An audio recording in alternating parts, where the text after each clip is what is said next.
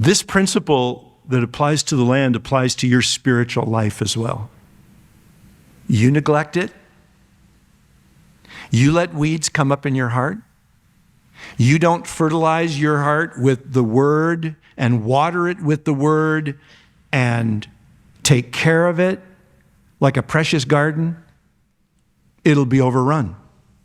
And it doesn't take long. If I stopped watering my lawn right now, it wouldn't take long before it would just go to weeds. And if you stop reading your Bible, if you stop praying, if you stop connecting with other believers in fellowship, which are three things that God has given us to keep our hearts in good condition, they will revert to the wild. It will go wild. And then you're going to find yourself back in church, and you know what you're going to think?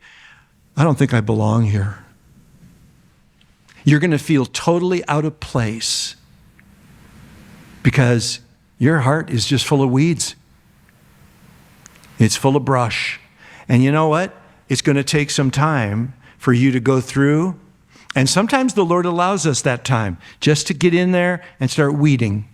And I've never enjoyed weeding. I understand some people do. They're weird. But I don't like it. But sometimes when it comes to your spiritual weeding, it simply has to be done. But you know what? We also have found out interesting thing about my lawn here in Eastern Oregon. The more I take care of my grass, the less weeds show up. In other words, when I have a healthy lawn, the weeds have a harder time coming up.